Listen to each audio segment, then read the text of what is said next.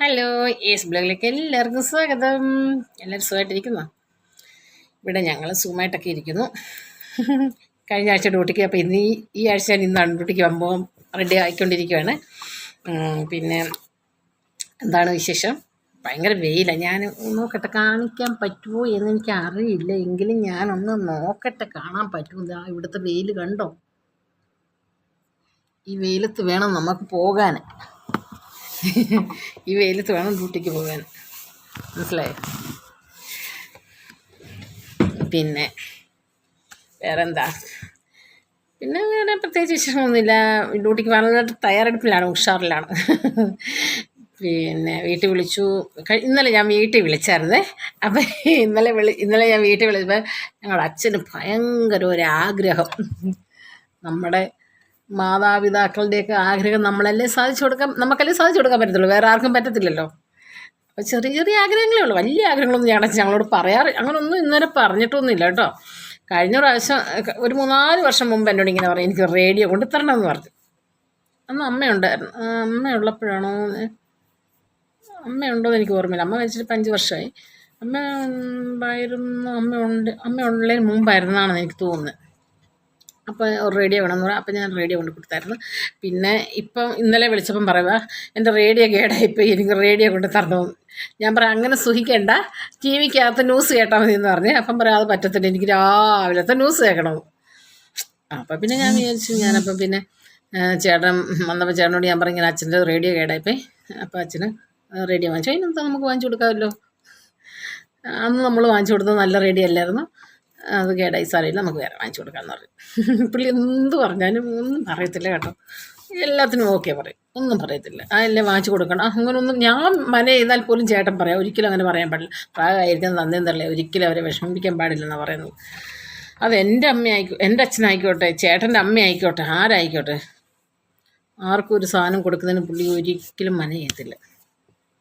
അത് നല്ലൊരു സ്വഭാവമല്ലേ. അപ്പം ഇനി റേഡിയോ വാങ്ങിക്കാൻ അച്ഛന് കൊടുക്കണം. അച്ഛൻ്റെ ഓരോ ആഗ്രഹങ്ങളാണ്, അതങ്ങ് സാധിച്ചു കൊടുക്കണം.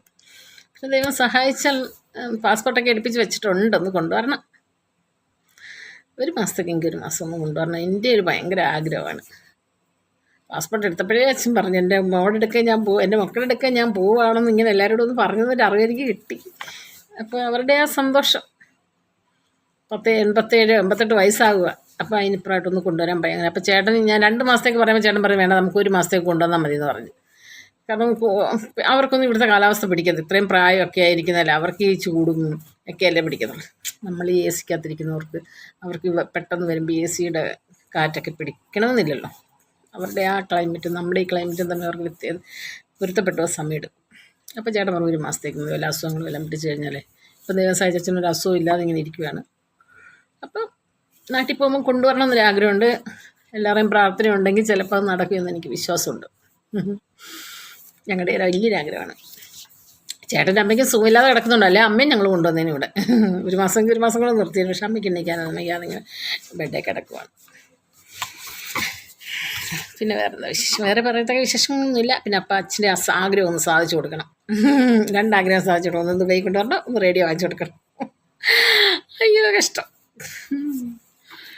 അവരുടെയൊക്കെ ആഗ്രഹങ്ങളല്ലേ അല്ലേ, നമ്മളെ കൊണ്ടല്ലേ പറ്റത്തുള്ളൂ. എൻ്റെ ചേച്ചിയെ കൊണ്ട് അതിനുള്ള കഴിവില്ലെന്ന് പറയാം. അവിടെ അവർക്ക് ഹസ്ബൻഡില്ല, മരിച്ചു പോയതാണ്. പിന്നെ ഒരു മോളുണ്ടായിരുന്നു, അതിനെ നമ്മളെല്ലാവരും കൂടെ കൂടി കെട്ടിച്ചേർത്താൽ അവർക്ക് അതിനുള്ള കഴിവേ ഉള്ളായിരുന്നു.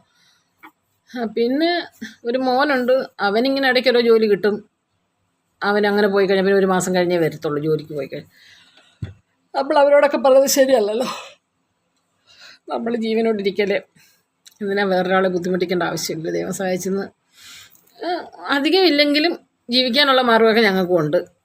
അപ്പോൾ പിന്നെ അതല്ലേ നല്ലത്, വേറൊരാളെ നമ്മൾ ബുദ്ധിമുട്ടിക്കുന്നതിനേക്കാളും നല്ലത്. അപ്പോൾ അച്ഛനെ ബുദ്ധിമുട്ടിപ്പിക്കാനായിരുന്നെങ്കിൽ അവരോട് പറയാമായിരുന്നല്ലോ അല്ലേ. അതുകൊണ്ടല്ലേ ഇളയ മോളായി എന്നോട് പറഞ്ഞത്. അയ്യോ. അപ്പം ഞാൻ ഡ്യൂട്ടിക്ക് പോകാൻ ഇവിടെ സമയം ഇപ്പോൾ 2 മണിയായി കേട്ടോ. എനിക്കൊരു 2:45, 2:35 ബസ്സുണ്ട്, 2:35 ബസ്. ആ ബസ്സിന് പോകണം. Okay, bye bye. അപ്പോൾ വേറൊരു വീഡിയോ എല്ലാവരും ഒന്ന് കമൻറ്റ് ചെയ്യണം. ദൈവത്തോട് എനിക്ക് കമൻ്റ് ഇല്ല, ലൈക്ക് ഇല്ല, ഒന്നുമില്ല. എന്താ ഇങ്ങനെ കൂട്ടരെ? നിങ്ങളൊക്കെ ഇത്രയും ആൾക്കാർ വീഡിയോ കാണുന്നതല്ലേ? ഒന്ന് ലൈക്ക് ചെയ്ത് ഒന്ന് കമൻറ്റ് ചെയ്യൂ, എന്തെങ്കിലും ഒരു കമൻറ്റ് ചെയ്യൂ. ഇഷ്ടപ്പെട്ടില്ലെങ്കിലും അങ്ങ് പറഞ്ഞോളൂ, ഇഷ്ടപ്പെട്ടില്ല എന്നും പറ, നോ പ്രോബ്ലം. അയ്യോ, അപ്പം ശരിയാണ്. വേറൊരു വീഡിയോ ആയിട്ട് വരുന്നത് വരെ ബൈ ബൈ.